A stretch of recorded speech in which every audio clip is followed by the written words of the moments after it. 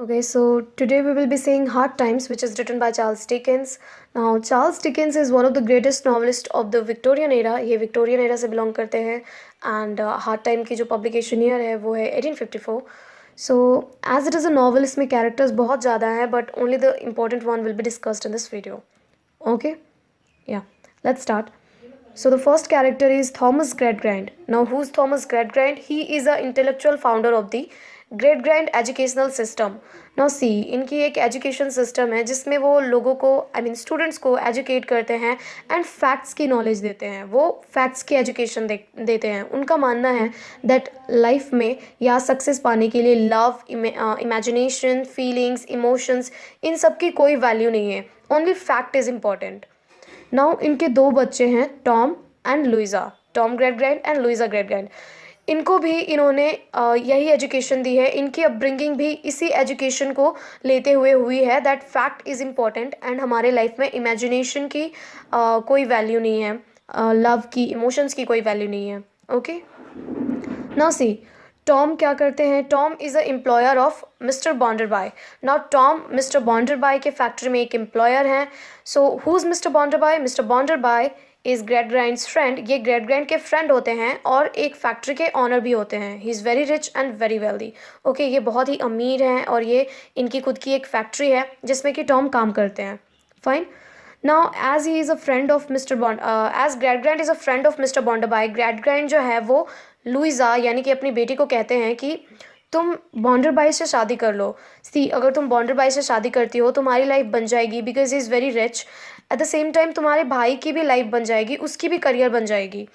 सो यहाँ पे लुइजा जो है वो रेडी हो जाती है मिस्टर बॉन्डरबाई से शादी करने के लिए, ये जानते हुए भी दैट मिस्टर बॉन्डरबाई इज़ ये बहुत ही एजेड है. फिर भी वो रेडी हो जाती हैं अपने भाई के लिए क्योंकि he love his brother. Now see this one more character, Cecilia Jupe. Now who Cecilia Jupe? The daughter of clown in Sleary's circus. ये एक क्लॉन की डॉटर हैं जो कि स्लैरिस सर्कस में काम करते हैं. Now Sissy is taken in by Gradgrind when a father disappear. और इनकी अपब्रिंगिंग किसने की है? इनकी अपब्रिंगिंग भी थॉमस ग्रेडग्राइंड ने ही की है क्योंकि इनके फादर जो हैं वो डिसअपेयर हो गए थे. तो at that time Gradgrind was the one जिन्होंने इनकी टेक केयर की. सो ऑब्वियस है कि ग्रेडग्राइंड ने इनको भी वही एजुकेशन दी होगी, फैक्ट वाली ही.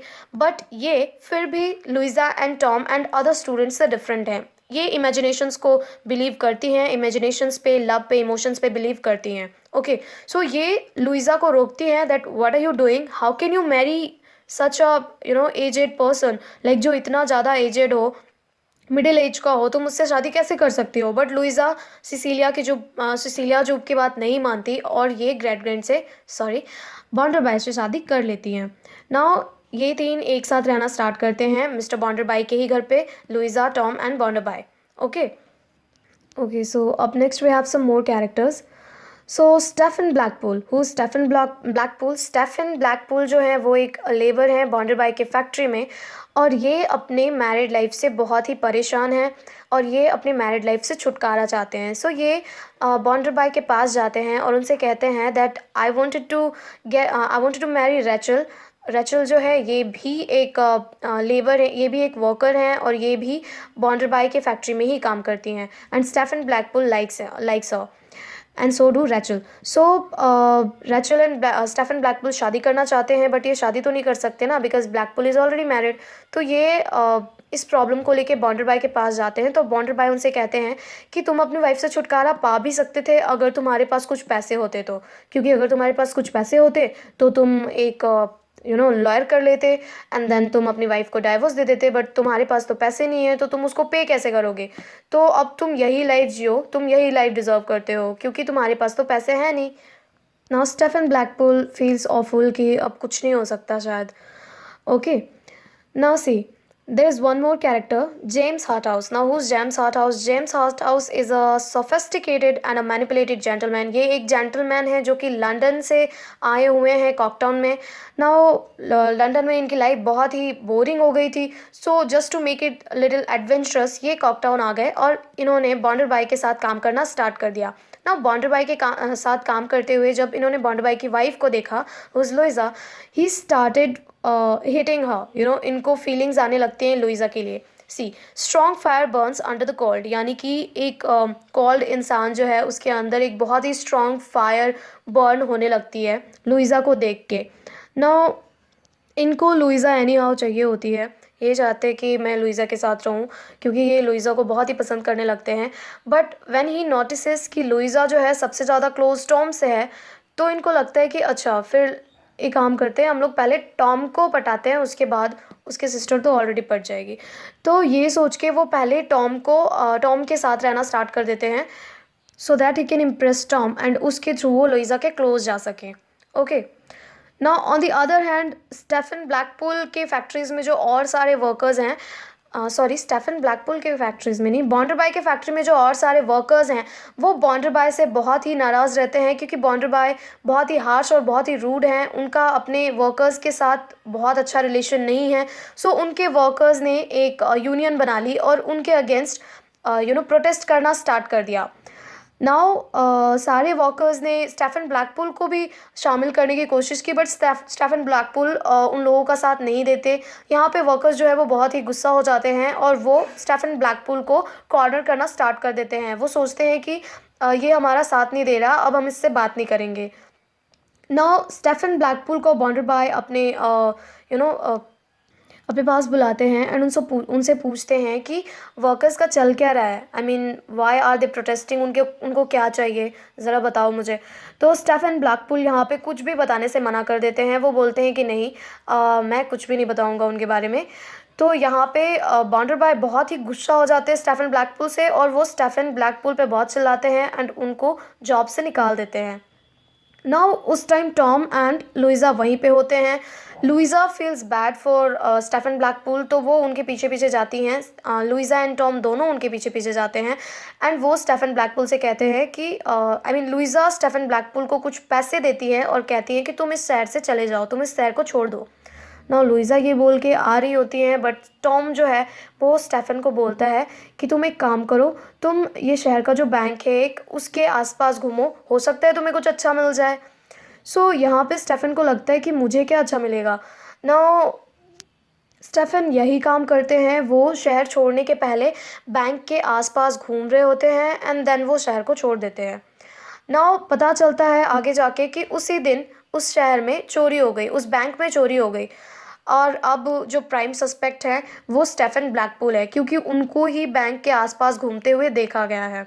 Okay, now on the other hand James Harthouse को एक मौका मिल जाता है। बॉन्डरबाई घर पे नहीं होते हैं, वो किसी काम से बाहर गए होते हैं, तो जेम्स हार्टहाउस मौका देख के लुइज़ा के घर पे आते हैं और लुइज़ा को प्रपोज करते हैं एंड बोलते हैं that I want to marry you.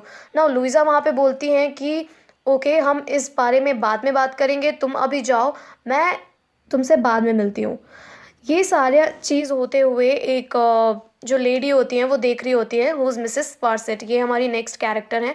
Now see who is Mrs Sparsit, Bounderby's housekeeper, ये बॉन्डरबाई की हाउसकीपर होती हैं।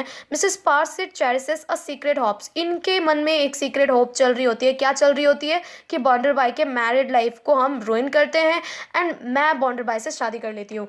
ओके, ये एक विडो होती है और ये भी मिडिल एज की होती हैं, विच मीन्स ये बॉन्डरबाई के एज के आसपास की होती हैं। तो इनका क्या मन होता है कि ये खुद ही शादी कर ले बॉन्डरबाई से।